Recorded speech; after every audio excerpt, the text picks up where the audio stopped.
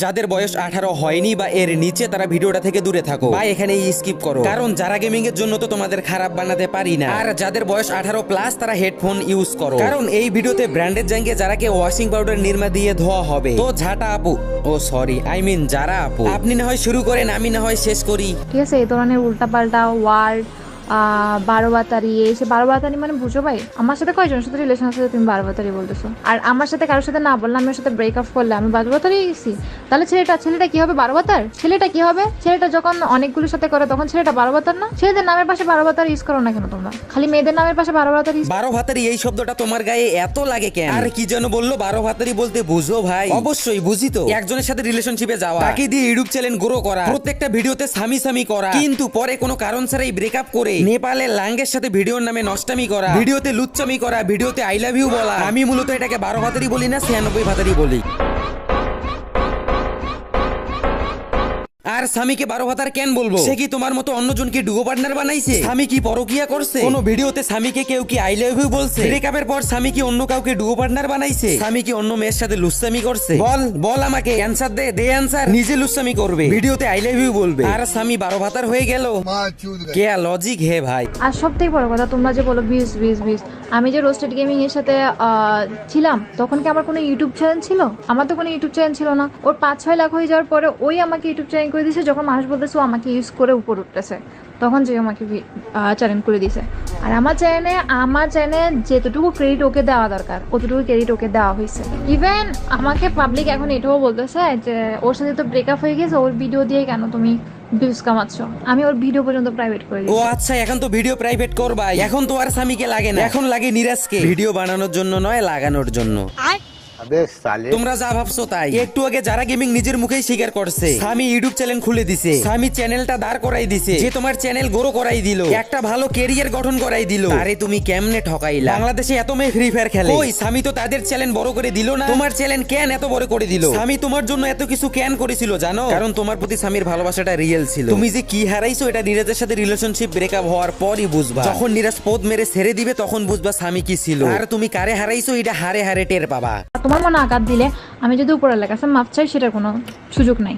উপরওয়ালা মাফ করবে না, তো উপরওয়ালা এটাই বলবে যে আমার বন্ধার কাছে যাই মাপ চেয়ে আসো। তুমি আমাকে যে কষ্টটা দিয়েছো আমি কখনো তোমাকে আসলে মাফ করবো না। বাবা, আপু দেখি ভালোই হাদিস মানে। আমরা তাকে নিয়ে সমালোচনা করলে নাকি আমাদের পাপ হবে, সে নাকি আমাদের মাফ করবে না। এখন অডিয়েন্সের কাছে আমার একটা প্রশ্ন, আমি চোরকে চোর বললে কি আমার পাপ হবে? তাহলে 12 ভাতারিকে চরিত্রহীন বললে সেটাও কি পাপ হবে? ভিডিওতে হিন্দু একটা ছেলেকে আই লাভ ইউ বললে পাপ হয় না। ডাইনামিক ডুও বানিয়ে সারাদিন লুতুপুতু করে ভিডিও বানালে পাপ হয় না। পাপ হয় যারা নামে 96 ব্যাটারিকে এক্সপ্লেন করলে, অডিয়েন্সের সামনে সত্যটা তুলে ধরলে। বাহ ভাই বাহ, কে বিচার হে। আর হচ্ছে এখন নিরাজের সাথে গেম খেলে ওটাও প্রবলেম, ওটাও গার্লফ্রেন্ড বয়ফ্রেন্ড। ভাই নর্মাল গেম প্লে করে ওইখানে যে কথাবার্তা করা হয় ওটাকে 18+ মিন করা। মেলে আমার চ্যানেল, আমার অডিয়েন্স কি পছন্দ করে না পছন্দ করে ওটা দেখে আমি ভিডিও কন্টেন্ট বানাই। আমি কোনো এমন 18+ কোনো কাজ করি নাই ভিডিওতে। প্লাস কথা হচ্ছে আমি কোনো ফেস দেখাই কিছু করি নাই, নাথিং, কিছুই না। তারপরেও মানে তোমরা এরকম কথা বল। মনে হচ্ছে যারা গেমিং জান্নাত থেকে পালাই আইছে, সে নাকি ফেস দেখাই ভিডিও করে না। আহা কত ধার্মিক মেয়ে, মুখ না দেখালেও আপেল কমলা ঠিকই দেখায়, বড় বড় জিনিস দেখায়, যা দেখলে অডিয়েন্সের সাথে সাথে আমারও মাথা ঘুরে। সে নাকি 18+ কোনো কাজ করে নাই, তাহলে এগুলা কি 18- কাজ?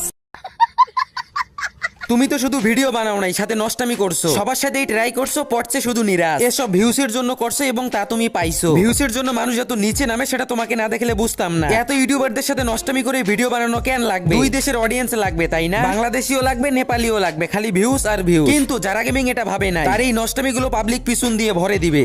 আমি ওকে নিয়েও কেউ কিছু খারাপ কিছু বললে আমি ওটাকে সাপোর্ট করি না, ঠিক আছে? আমি চাই না আমাকে নিয়েও কেউ খারাপ বলুক, ওকে নিয়েও কেউ খারাপ বলুক। আমাদের মধ্যে ওরকম ঝামেলা হয় যেটা পাবলিকের সামনে অনেক কিছু চলে যায়, মানুষ খারাপ বলে সমালোচনা করে, তারপরে আমরা আমাদের মতো আলাদা হয়ে গেছি। ওরে ভালোবাসা, এই মেয়ে তো পুরাই লয়াল। স্বামীর সাথে ভিডিও বানালে মানুষ খারাপ বলে, বন্ডিং নাকি মিলে না। আপু এতদিন বন্ডিং মিললো কেমনে? 3 বছর তুমি স্বামীর সাথে ভিডিও বানাইছো, তখন কেমনে বন্ডিং মিলছে? আর স্বামীর সাথে ভিডিও বানালে মানুষ খারাপ বলে, তাই ব্রেকআপ করছো, সেটাই তো বললা একটু আগে। প্রশ্ন হলো এখন নিরাজের সাথে ভিডিও বানালে মানুষ ভালো বলে? আহা শোনা গো, আমার কি লজিক দিলা?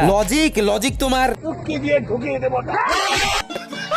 এই মেয়ে বলে কি স্বামীর সাথে ভিডিও বানালে মানুষ নাকি খারাপ বলে, তাই ব্রেকআপ করছে স্বামীর সাথে। এখন তো নীরজের সাথে ভিডিও বানাইতেছো, মানুষ খুব ভালো বলতেছে। প্রশ্ন থাকলো তোমার কাছে, পারলে অ্যানসার দিও। বন্ডিং নাকি মিলে না? বন্ডিংটা কোথায় মিলে না ভাই? স্বামী যথেষ্ট পরিমাণে ম্যাচিউর, তাহলে মিলে না কেন? নাকি তুমি ইচ্ছা করেই বন্ডিং মিলাও না? নাকি স্বামীরটার থেকেও আরো বড় মেশিন লাগবে, আই মিন বড় ইউটিউবার? আর প্রথমে তোমরা যেটা ভাবছিলা সেটাও। তো তুমি একতরফা আমাকে ব্লেম করে যে ভিডিওটা বানাইলা ভাই, কতটা যুক্তি দিয়ে? আমি ওকে ব্লেম করে কোনো ভিডিও বানাইতে বলতেছি না।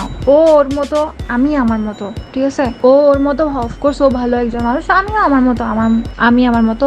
আমার কোনো ভুল ও বলতে পারবে না কোথাও যে যারা এই ভুলটা করছে। অবশ্যই তোমাকে ব্লেম দিয়ে ভিডিও বানাবো। ব্রেকআপের পর অন্য ছেলেকে নিয়ে নষ্টামি করলে ভিডিও তো বানানোই লাগবে। ওই স্বামী তো অন্য মেয়েকে নিয়ে লুচ্চামি করে ভিডিও বানায়নি, তাহলে স্বামীকে কেন ব্লেম দিব? আরো বললা স্বামী তোমার কোনো ভুল ধরতে পারবে না। পারবে কেমনে? সে তো তোমার রিয়েল লাভ করছিল। ভুল তো ধরবে রোস্টাররা আর পাবলিকরা। তুমি তোমার মতো থাকো, কারো কোনো সমস্যা নাই, স্বামীর মতো চুপচাপ থাকো। কিন্তু নীরজকে নিয়ে কেন এমন ভাবে ভিডিও বানানো লাগবে? কেন লুচ্চামি করা লাগবে? কেন নীরজকে আই লাভ ইউ বলা লাগবে? ওই স্বামী তো এসব করেনি, স্বামী তো কোনো মেয়ের সাথে নষ্টামি করেনি। যারা তুমি কোন পাগলারে উল্টাপাল্টা বুঝ দাও। একটা কথা মাথায় রাখিও, আমরা রোস্টার, নীরজের মতো ছাপরি না।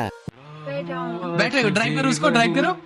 कि दिल फिर बेकरार है ওই তুমি তো ফোন দিলা, আমি मेरे को निकाल लो यार, मैं स्नाइपर कैसे लूं अभी?